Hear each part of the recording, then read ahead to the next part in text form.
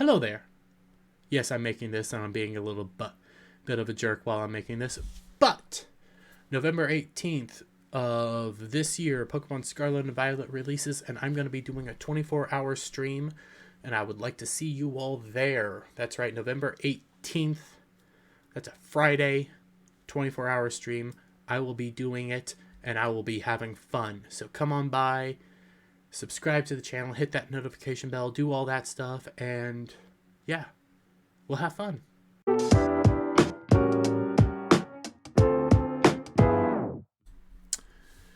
So despite everything we have been saying, despite every factual basis, despite how Star Wars is handling, nobody cares, despite how Marvel is handling, people hate it, despite how everything around Disney has become so uber woke. We just had MCU all over our screens with She-Hulk and how disastrous that was. You have Bob Chapek coming out and being an absolute dunce, and also admitting in this interview he has no real control. He is a weak, spineless, pathetic leader that doesn't care. Bob Chapek denies Disney has become too woke. The company survived for 100 years by catering to its audience, and it's going to thrive the next 100 by doing the same. No, it won't. Because if you last long enough with the very apparent shift in our culture, it's still going to take several years. But if you guys last long enough, you will always be the last company to change. And I don't see you guys lasting that long. You are losing money. You are losing fans. You are losing people even going to the parks. You are having miserable years. You can only hold up this grift so much longer, and there's a chance you won't get any more government payouts and bailouts anytime soon. But let's get into it from Bounding Into Comics. God, I love this website. I use it way too much, and I've accepted that, and I take that criticism. I've been trying to branch out, but this broke just recently, and we gotta get into it. Despite the numerous, various, ever-growing, and near unending examples to the contrary, Disney CEO Bob Chapek has rejected the notion that the House of Mouse has become too woke, instead arguing that the company's recent slate of political and creative decisions are simply a result of their following the same long-term key for success they always have, catering to our audience. What audience? Seriously, what audience? People have been tuning out over and over again. Your numbers are constantly plummeting, because if they were good, you'd be putting them out all the freaking time.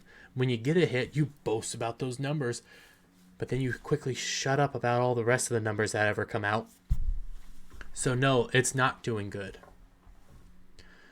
The ever divisive CEO shared his opinion on the matter during a recent appearance on the Wall Street Journal's Money, Businesses, and Power centric podcast, The Journal.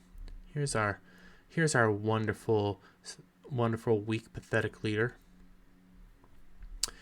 Asked by WSJ's Wall Street Journal's editor-in-chief, Matt Murray, if he believes that the people who say Disney has become too politically correct are either right or have a point, Chapek replied, "I think the more complex something is, the more you have to really drill down into the basics." So, not wanting to specify. "We want our content to reflect the rich, diverse world that we live in," he explained. "Again, I guess that another way of saying catering to your audience." No, you're not, because you're not catering to us. We give you our complaints and you call us racist, sexist, misogynistic bigots.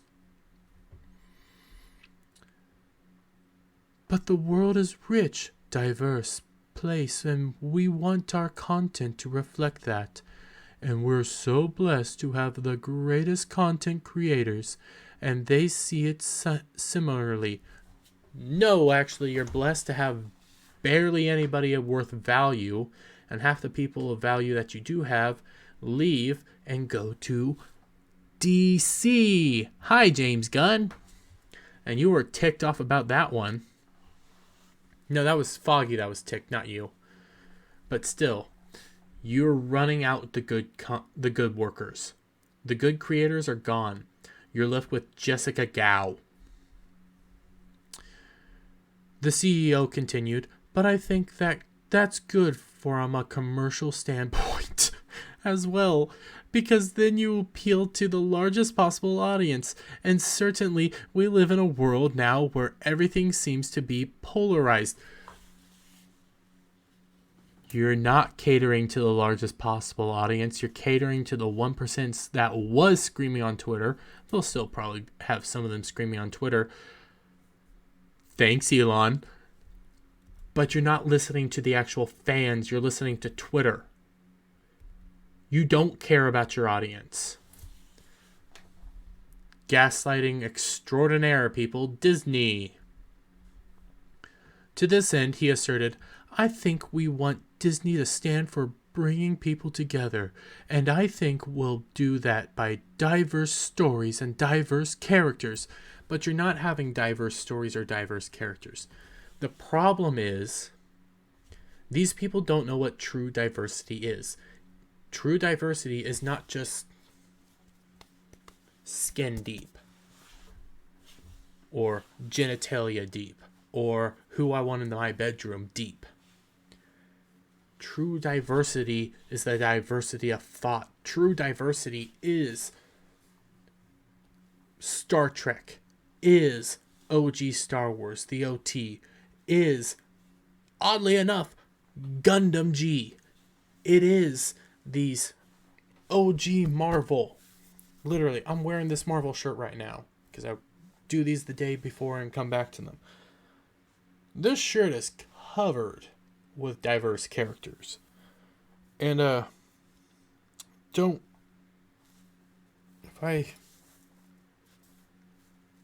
know Storm's on here. Strong black female who I really like. OG Black Panther's on there. You get the Hawk right here. Well, Falcon, not the Hawk. And up here, she's going to be in the Marvels, but she isn't who she's supposed to be. You only think diversity is your skin-deep characteristics, not the other aspects of diversity.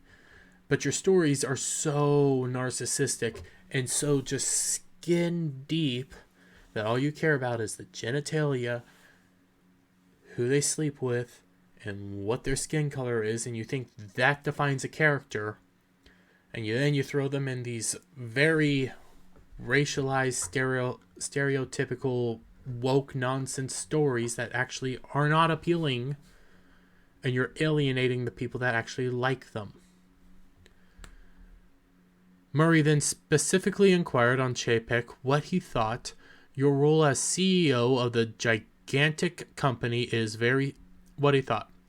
Quote, your role as a CEO of this gigantic company is very specifically on that storytelling front.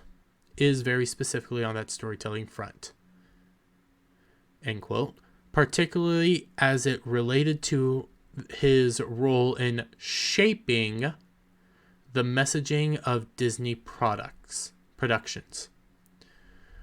Do you have views about what you should be doing there?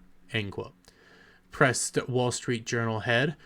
Do you meet with the creators and do you get to express your opinions? Chapek. Yeah, said Chapek.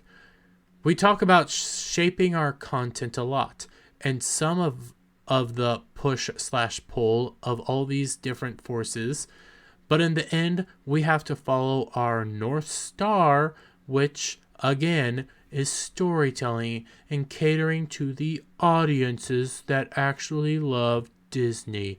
and our audiences that love Disney. So you're catering to the the wine ladies with cats and smell like cat pee. Because, mind you, so many people have been hating Disney now that it's ridiculous. Ridiculous. But I love how, your Bounding into Comics is showing some of our favorite shows. Falcon and the Winter Soldier, where they ruined Captain America and Falcon and Winter Soldier. But they did bring in U.S. Agent, who was actually the hero when they were trying to depict him as a villain. You get Rise of Skywalker, which was shit. Miss Marvel, that nobody watched. The Baymax little thing where, oh my god, I only saw parts of this because it became so unbearable. But you could, oh god, why do you do this stuff?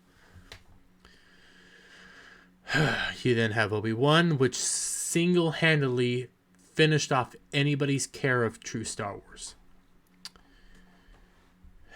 It's not catering to audiences. It's not doing what it's supposed to be doing. You're running off the people that care about these things.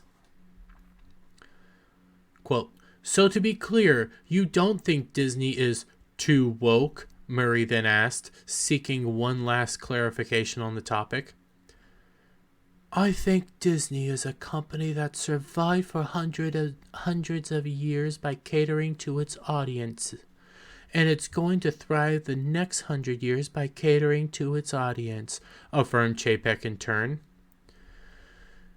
But you're not catering to your audience now, are you? You're running off your audience to replace it with the 1% of Twitter users that don't actually even buy your content.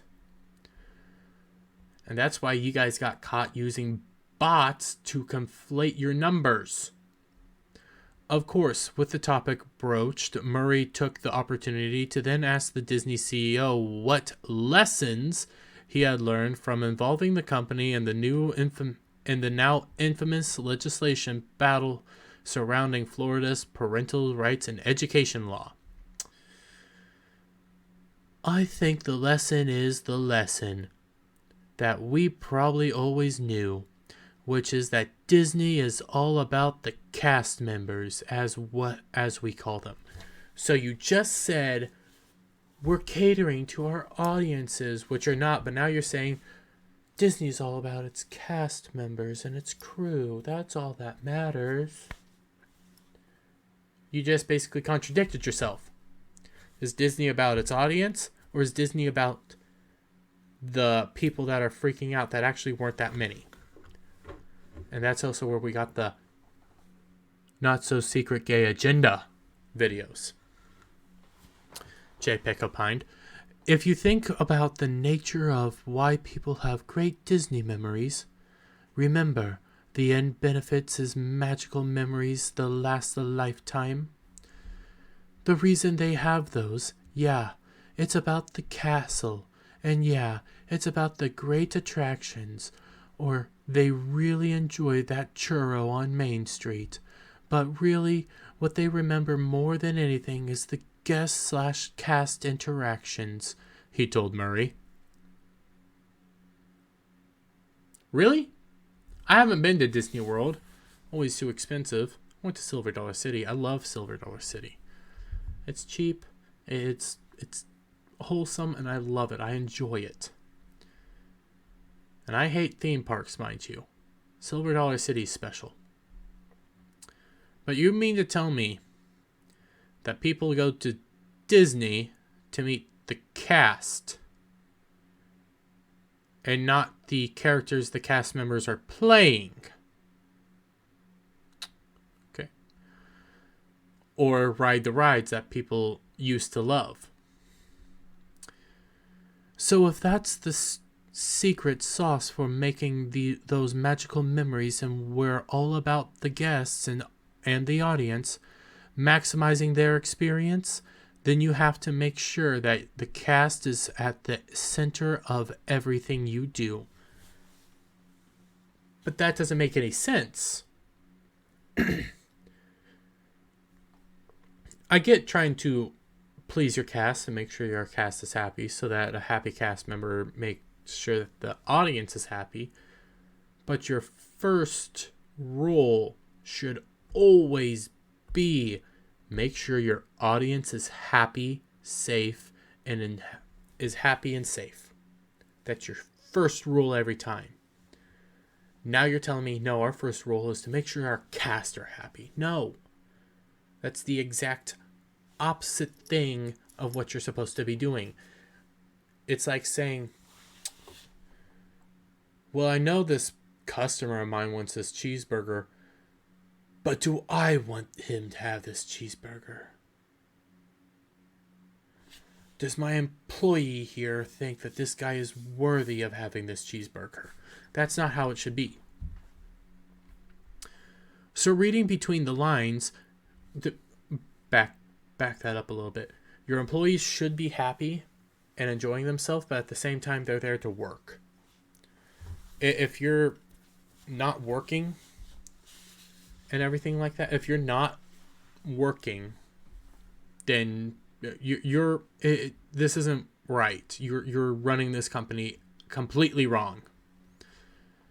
So reading between the lines, you misjudged how the employees would react with your initial stance out of the gate. And you had to get that right, because that was a challenge.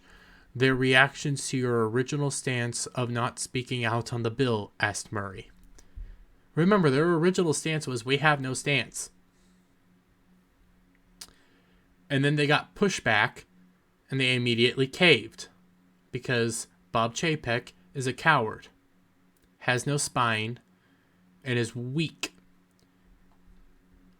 Abruptly interjecting, Chapek posited, what I would say is that we were reminded through the passion of our cast reaction on how important their sentiments are on these issues in terms of making them feel that they were part of the Walt Disney Company and could relate to the products that Walt Disney Company puts out. That doesn't matter. Companies shouldn't be taking political stances. End of discussion. Take Geeks and Gamers, for instance. Geeks and Gamers is a perfect example of this. And it's something that Jeremy prides himself on. And that I really love that he prides himself on. Geeks and Gamers, the brand, has no opinions. Zero. It thinks that content should be good, and it calls out crap content. Now, that being said, the individuals of Geeks and Gamers have opinions. Perfect example is Jeremy and Ryan on the Clone Wars. Is it good or is it bad? Better example, good chunks of Geeks and Gamers team, and Uche.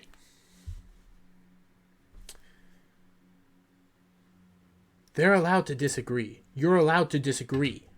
That's fine. You're allowed to go when you're not on if you're not a member, if you're not using the Poor Choices logo or the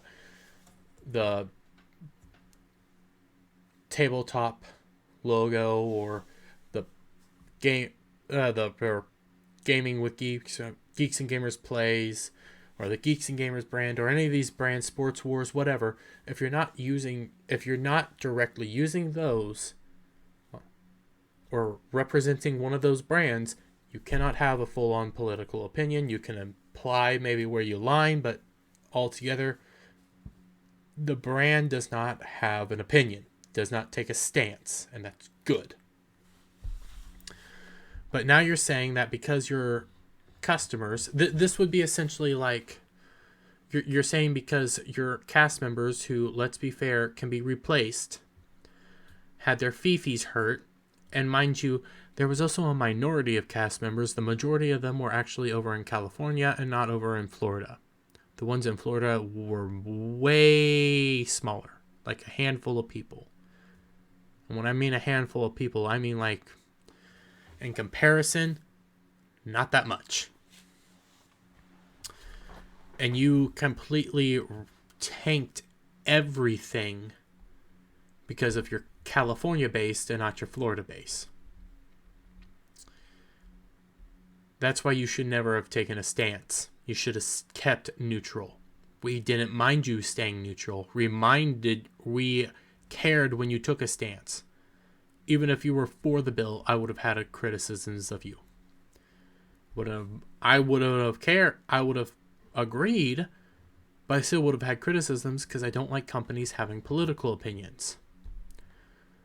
Drawing their discussion of Disney's wokeness to an end, Murray ultimately wondered if the CEO would have any advice for any dealing with a similar controversy. Stick to your values, the CEO ultimately concluded. Stick to your North Star. Simplify the cacophony of voices out there and do what you think is right. Then it reminds you that their next movie is Wakanda Forever. But everything Bob Chapek said is completely the opposite of what they're doing. They aren't catering to their audience. They're catering to weirdos on Twitter. Then when they does tell you what they did, they talk about the cast member from moreover California and not Florida for a bill in Florida. And how he basically destroyed everything for them and how he bent over backwards and said, "I'm sorry." You're not following your North Star. You're not following your values. Unless you are following your values, and your values are definitely not aligned with any person that ever cared about Marvel, Star Wars, or any of these classic Disney characters. You don't care about your audience. You care about the 1% on Twitter. You don't have any good creatives. You have Jessica Gao and Jar Jar Abrahams peoples. You are the weakest, most pathetic CEO I have ever seen. And I saw Jack Dorsey. That's a pathetic man. You're more pathetic. With that, guys, let me get your comments. Well, let me get your thoughts on everything down below. If you like the video, give it a thumbs up. Hit that subscribe button and that notification bell. Share it out with your friends. Again, you're seeing this on Saturday. Don't know if it's going to be before my G Gundam review or after my G Gundam review. But I'm doing a special 100 subscriber celebration video, stream, that as of right now, I should be sitting at 103 subs. So thank you guys very much for subbing. We're going to have fun. We're going to have a blast. And remember, November 18th, we're going to be having a 24-hour stream of Pokemon Scarlet and Violet. And I'll see you all there. Bye for now.